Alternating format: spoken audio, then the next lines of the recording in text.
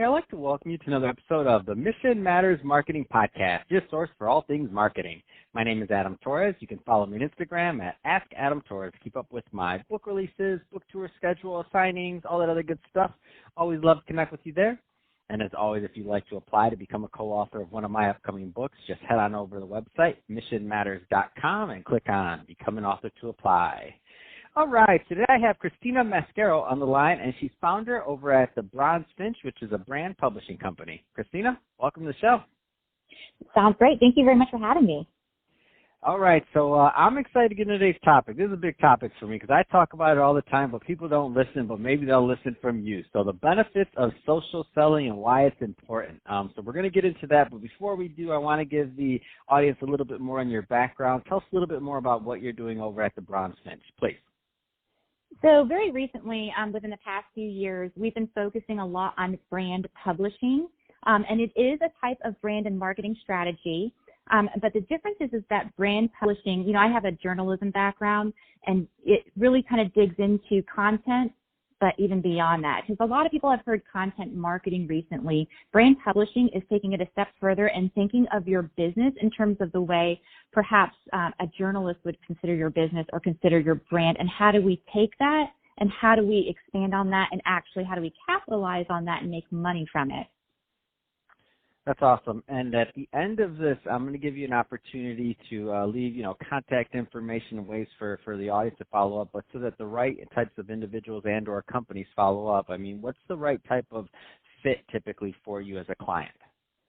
So honestly, we've found the best type of company or person is 40 people or less in the company. And so I don't say startup and I don't say company or corporation because, you can have companies that max out at 40 and you can have startups that start out at 40. And so really 40 or less, because that's when people are really starting to juggle and find their feet as far as their marketing and branding. And then really individuals or small entrepreneurs and, people who are, their goal is, hey, it's my first year and I'm really wanting to hit 100 to 200,000. And that's really, kind of where I work best is with one of those two people, one of the two sides. That's awesome. I think it's also a great transition. So let's jump into today's topic. So the benefits of social selling, why it's important. I mean, where do you want to start with this? And it's one of my favorite topics.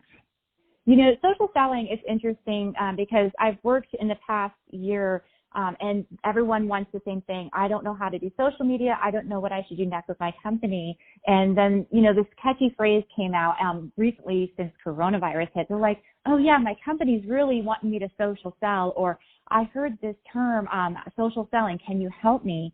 And it kind of makes me smile a little bit because it's like, well, yeah, I can help you, of course. But it's kind of been around longer than you think. And when I start to talk to them about it, they're like, oh, yeah, I'm kind of already doing that. Or perhaps they didn't realize it, but they've been social selling and they've just never been doing it on social media before. So it's kind of one of those areas where it gets them excited because it's something that when someone explains it to them, I sit down, I talk them through it. They're like, oh, yeah, no, I totally can do this. It re-motivates them. It re-energizes them. And, of course, that really gets me excited because I love to see when a customer or client gets really excited because then it opens up all kinds of possibilities. So what do you think is the first step for those that want to pursue social selling but haven't really gone down that path? What should they be thinking about?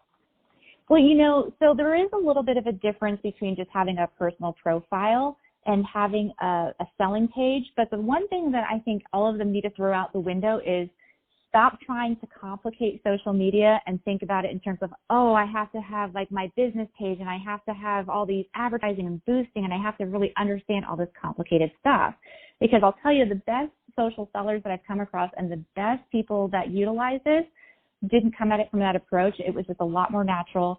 I think a lot of times you get entrepreneurs that they get caught up in reading a lot of articles, and I think reading is great. I suggest everybody does it, But it is one of those things that puts a little bit of fear, and then they overcomplicate it. And my big motto is keep it simple. I think that's really where I'm kind of like, whoa, pull it back.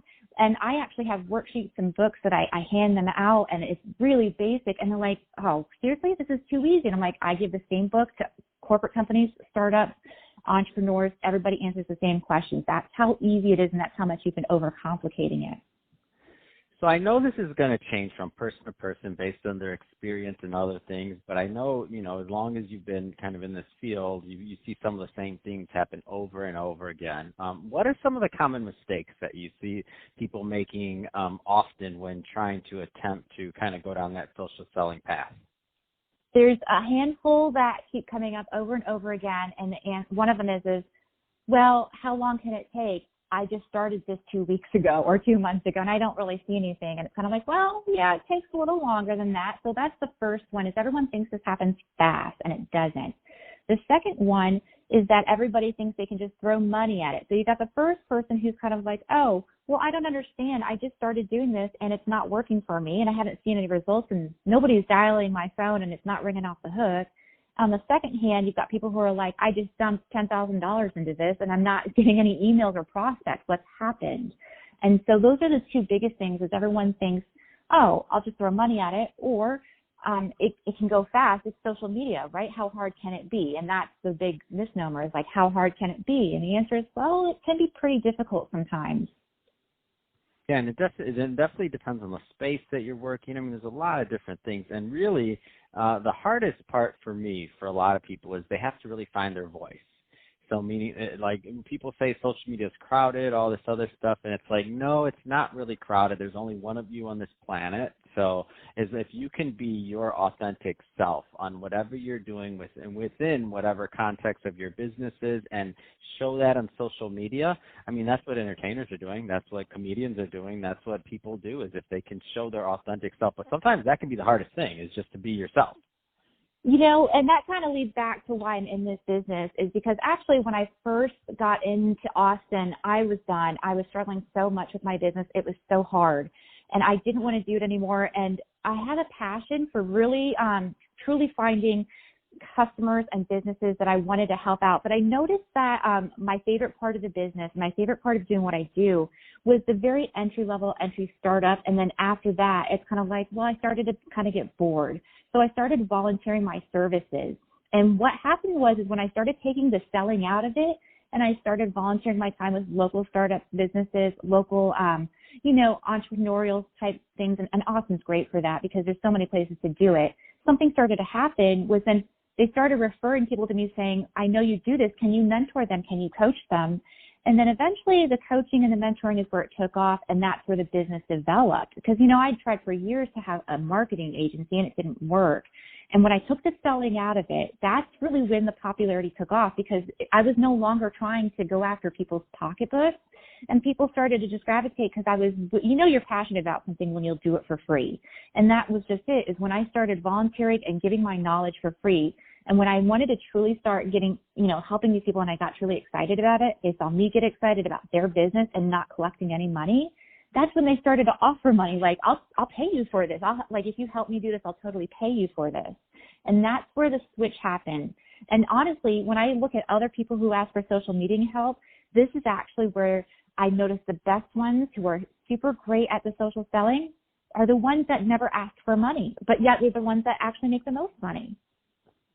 Yeah, it's so interesting how that works. And so I tell people that all the time. I'm like, just start doing whatever it is you're doing and helping people. Like, if you do that, you'll figure it out. And for some of our, if you think about the change of this, all you do, so think about finance. I started out in the financial industry, and you do a basic financial plan or get somebody's stuff together, and you do that complimentary, and that would be one of the ways that somebody would see the work you did for them, and then they want to explore and see how much more you can do for them. So there's no difference on the social media side of things. I just think just because it's social media or marketing or whatever the field is, but because you're delivering the same content on another platform, people have been giving stuff away free, the freemium or free model, for years and years and years. Think about it. Take it even lower down. Say you're walking by your favorite bakery growing up or something, and every once in a while they give you something, or they have somebody stand outside. People are always giving, and when somebody gives to you, you wanna see, oh, what else can I do? How else can I use this person? All these things. So it's not anything new. It's just new platforms or new ways to deliver. That's the way I look at it. Yeah, I mean, that's exactly it. And the thing is that, people, I think sometimes I go back to overcomplicating it. They think I just talked to this young gentleman, and actually he wants to have a marketing agency here, more event-based in Austin area. And he was like, look, I need help. I don't understand. I'm great at event planning. As soon as I try to switch 100% online, these people are not interested in my packages. And I said, look, part of the reason why is that, you're thinking of in terms of, I need to have a funnel. I need my funnel to bring in prospects. I need my prospects to come down. And, it's really funny because, again, the concept goes way back, years. It's before social media was even a thing, because it really comes down to who you are connecting with online. And it's not about clicking and funneling and prospecting and getting like hundreds and hundreds of people to follow your blog. It really is as simple as, like, if you want a little bit of money and you want a little bit of work, the biggest thing you can do is who can you work with right now, and who is a part of your network, and who can you literally reach out and kind of piggyback with or partner with and really expand what you're doing and offer your help to them. Like, for example, I'm very weak in the event space, and I looked at this gentleman and I was like, what can you do for me to get these events online? Because look, the answer is we can't do things in person right now, and you're great at events. How can we take this event online? And that's literally what's happened in networking is people are kind of like, I used to network all the time. I was in car sales or I was an insurance agent and I knew everybody. And it's like, now you have to do it online. And their first thought is like, oh gosh, I've got to get this click funnel. I've got to buy this platform, this program. I'm thinking, bring it back and make it more simple. You have people on your Facebook page or on your LinkedIn. You're a part of the group. It's just as easy as emailing them and reaching out to them on social media and being like, hey, can we do something? Can we work together on Facebook or put something out there or connect and perhaps engage people in conversation about what you do or what I do or getting something together? And interestingly, that's when things start to happen. This is when business starts to come out. When I looked at this gentleman, I said, help me with my books, help me with some of this promotional stuff. You're great in events. And then it was like a natural progression to watch this kind of like, oh, I suddenly had startups who were like, well, you do events. Is there somehow we can do some sort of like webinar or event online? And it was kind of like, oh, great. And then he stopped prospecting. He kind of put those funnels on pause. And he came back around and he was like, well, this kind of tied me up for a little bit. And then, these people, the thing is, startups know each other. Business owners know other business owners. That's where they start to say, hey, I trust this person. They did a great job for me. I heard you do this. Is there somehow you can kind of tailor it for my business? How can we do this as well?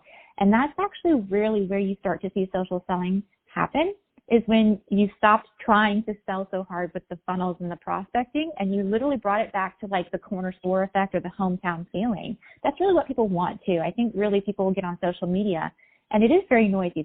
You're just one person among millions. That's why you have to kind of go back to your kind of like your tribe. You have to figure out who are you with. And sometimes it does mean you have to spend a little bit of time developing a little bit of a larger tribe because, your friends and your family are going to get tired of you trying to push your marketing or something on them.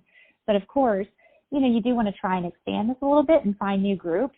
But, I think that's what happens is people start to overcomplicate and think they need new platforms and they need to spend so much money when really it might just be as easy as saying, I have this idea, I know you do this and I do this task. Can I help you in any way? And that's really where it starts. That's awesome. So, Chris, if somebody is listening to this and they want more information and they want to connect with you and your team, what's the best way for them to reach out and to follow up?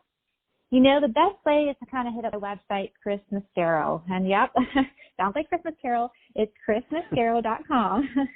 And, you can email me from there. And I tell you what, I get on the phone and I get on Zoom all day long. And I love working out different issues or questions with people. All you have to do is email me and I'll set up a conference or a Zoom or something to kind of talk out. And you know what? Sometimes it doesn't pay out for me, and that's okay. I'm okay with that. Like I said, it's a passion when you start doing it for free. And I work with all kinds of people every day, walking them through some of their questions and even pointing them in another direction if I feel like maybe I can't answer their problem, and saying there are some great resources out there for you. So if you need resources, if you need help, if you have a basic question, I would say go online and hit me up there. Fantastic. Well, Chris, really appreciate you coming on the show today and sharing more about your background, all the great things that you're doing to help your clients. So great stuff there. And to the audience, as always, thank you for tuning in. Hope you got a lot of value out of this. If you did, don't forget to subscribe to the podcast, leave me a review in the Apple iTunes store. And if you're watching this on our YouTube channel, Mission Matters Marketing, definitely give us a subscribe there, but also leave some comments on the video. Love to know what kind of projects and things that you're working on. And Chris, thanks again for coming on the show. Thanks again. I had a great time.